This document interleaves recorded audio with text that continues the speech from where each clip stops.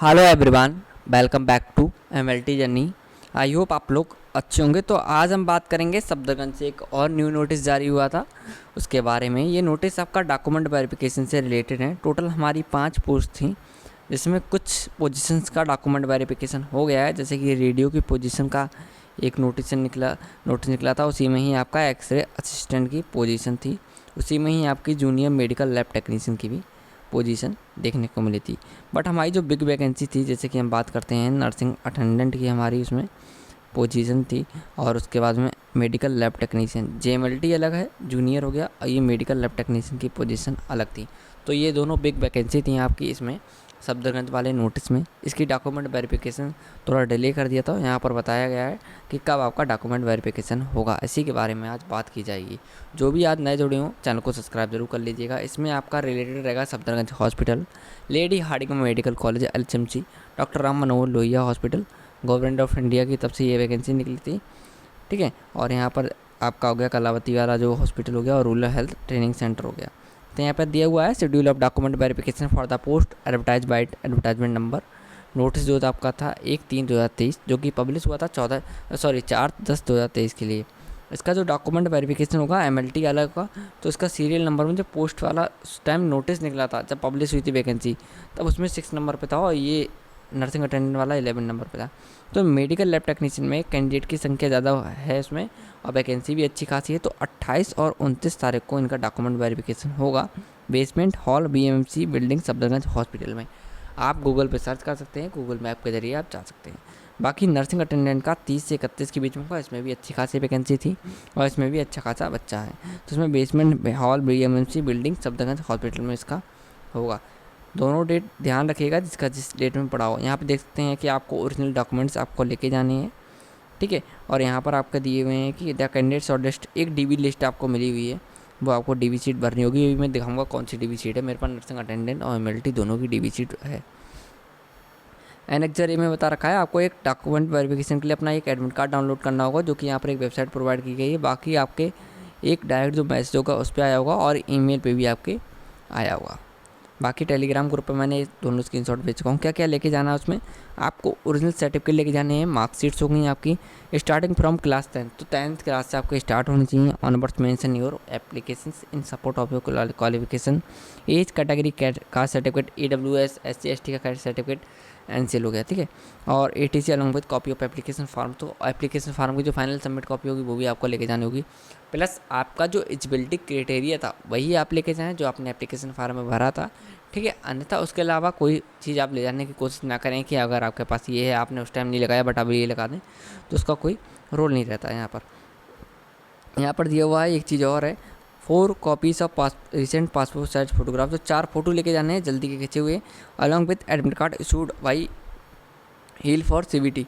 तो CBT जो आपने एग्ज़ाम दिया था उसका आपको एडमिट कार्ड भी आपको लेके जाना है। इसके बाद multiple set of self assisted photo copies of all certificate, तो आपको कुछ ज़्यादा ही सेट लेके जाने हैं। यहाँ पे ये नहीं बताया 2 सेट 4 सेट, तो मिनिमम तो 4 सेट लेके जाइए। वैसे 2 की ज़रूरत होती है। तो multiple set of self assisted photo copies, तो हर पेज पे आपके इस फोटो कापी पे साइन होने चाहिए। भाई हमारा ये जो हमने साइन करें यहाँ पर हर पेज पे, चाहे आधार कार्ड हो, कोई सी भी क्वालिफिकेशन की आपकी प्रोफेशनल क्वालिफिकेशन 10th 12th की मार्कशीट हो, तो उस पर साइन होनी चाहिए। भाई आपका सेल्फ असिस्टेड कहलाता है, कैटेगरी सर्टिफिकेट हो चाहे। ठीक है। कैटेगरी सर्टिफिकेट ओरिजिनल होना चाहिए। District magistrate, deputy commissioner, collector of your district, तो किसी भी अथॉरिटी के अकॉर्डिंग। OBC NCL आपका बना हुआ होना चाहिए 2022-23 ईयर का, फाइनेंशियल ईयर का। एज रिलैक्सेशन लिया है तो उससे रिलेटेड होना चाहिए। फिर अगर आप एक्स सर्विस मैन हैं तो उससे रिलेटेड आपके डॉक्यूमेंट होने चाहिए। NOC, नो ऑब्जेक्शन सर्टिफिकेट आपके पास होना चाहिए। इसके अलावा NOC हो गई आपकी, जो अगर आप किसी भी गवर्नमेंट ऑर्गेनाइजेशन पे या PUC बेस पे, ठीक है, कॉन्ट्रैक्ट बेस पे आप वर्क कर रहे हैं, तो आपके लिए NOC की बहुत बहुत ज़रूरत पड़ेगी। तो at the time of DV आपके लिए ज़रूरत है इसमें। ठीक है। यहाँ पर TADA आपको कुछ नहीं मिलेगा। यहाँ दिया right to postpone on different. ठीक है। तो SHGH LHMC RML के SCH हो गए, हमारे हॉस्पिटल्स हो गए, तो उनके पास राइट है कि आपके DV की डेट चेंज कर सकते हैं। बाकी यहाँ NOC का जिक्र कर रखा है, आप देख सकते हैं। बाकी आप देख सकते हैं यहाँ पर एक लाइन और दे रखी है, no electronic gadget like mobile camera which watch not allowed in DV hall में नहीं होने चाहिए। यहाँ पर आपको दिया हुआ है कि MLT की जो लिस्ट है, यहाँ पर आपको देखना होगा तो रैंक कहाँ पे आप देख सकते हैं। रैंक नंबर आपकी क्या थी, रोल नंबर आपका क्या था, application number, date of birth, father name, female, ठीक है, मेल, जो भी आपका जेंडर है, कैटेगरी कौन सी है आपकी, सब कैटेगरी कौन सी, सब कैटेगरी इन्होंने नो कर रखी है।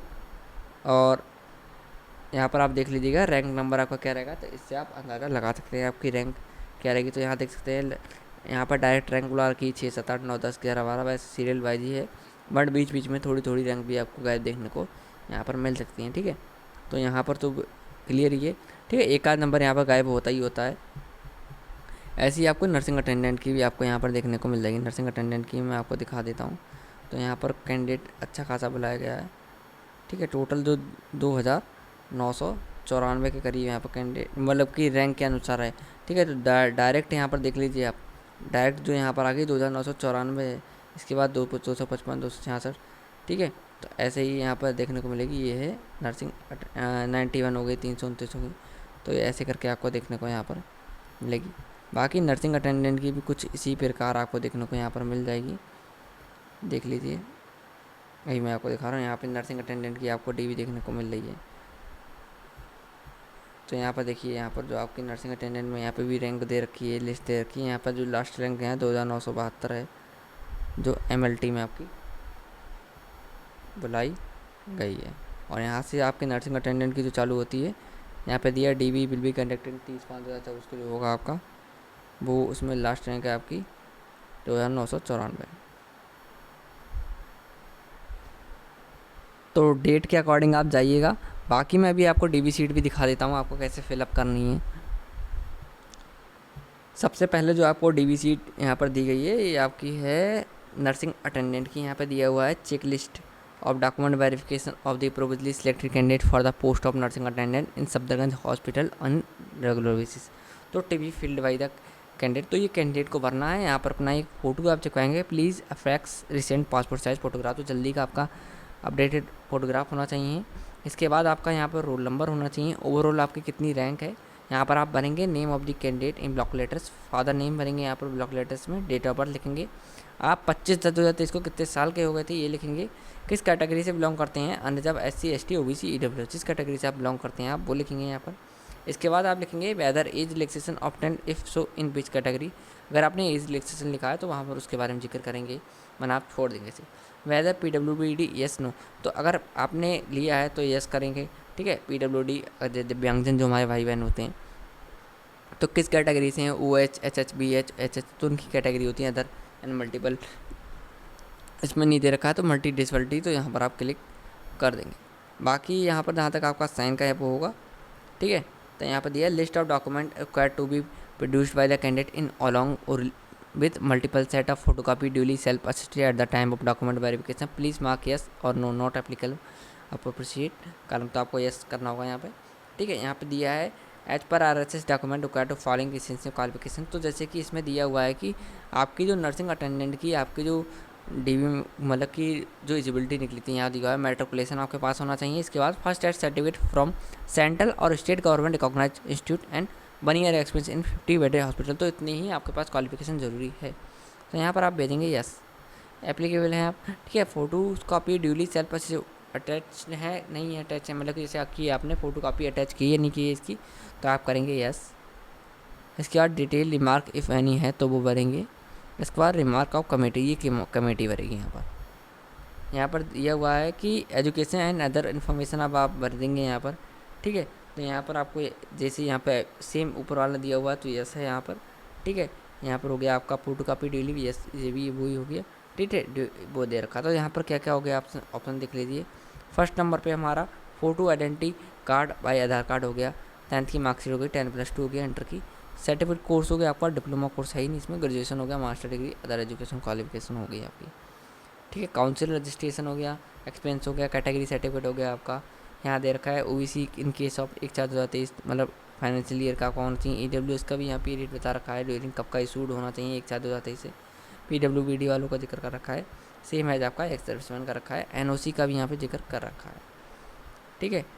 और यहाँ डिक्लेरेशन दे रखा है कि I have we declare the certified that all statement checklist are true, तो जितनी भी आपने इन्फॉर्मेशन वगैरह दे रखी है वो ट्रू है, ठीक है। रीमार्क और बायोमेट्रिक अटेंडेंस टू की फील्ड बाई हेल, तो हेल फिल करेगा यहाँ पर डेट होगी, यहाँ पे आपका थंब हो गया, ठीक है। यहाँ for office use only they रखा है, सिग्नेचर हो जाएंगे। तो कोई भी चीज़ अगर आपको दिल्ली यहाँ पे प्लेस भी दे रखा है, न्यू दिल्ली सॉरी, कोई भी अगर आपको दिक्कत आ रही है तो कोई दिक्कत वाली बात नहीं है, डीबी कमेटी आपकी हेल्प करती है। यहाँ पे दिया है पार्टिकुलर, तो ये सब आपको ऑफिस वाले भरेंगे। रोल नंबर हो गया बाई पोस्ट, ठीक है। पार्टिकुलर फर्निश्ड बाई मिस्टर में चेकड हो गई, यहाँ पे मेंबर अपने साइन वगैरह करेंगे जो भी करने होंगे वहाँ पे, ठीक है। अब मैं आपको दिखा देता हूँ MLT की डीबी कैसा क्या है। तो आपका MLT की भी कुछ इस प्रकार ही देखने को मिलेगी। तो MLT की भी देख लीजिए, सेम है, फ़ोटो हो गया, ओवरऑल रैंक वगैरह ये सब हो गई चीज़ें, ठीक है। सेम ही आपको भरना है, सेम ही आपको देखने को यहाँ पर मिलेगा। बाकी पूरा वैसा सेम ही है। ये दोनों जो लिस्ट होंगी मैं अपने टेलीग्राम ग्रुप पे शेयर कर दूंगा। टेलीग्राम ग्रुप की लिंक इस वीडियो के डिस्क्रिप्शन में आपको मिलेगी, और टेलीग्राम ग्रुप का नाम है MLT जर्नी 6675। इस चैनल को सब्सक्राइब कर लीजिए अगर आपको ये वीडियो हेल्पफुल लगी हो। ऐसे ही मोर अपडेट के लिए हमारे चैनल लाइक करें, सब्सक्राइब करें, शेयर करें। Thank you.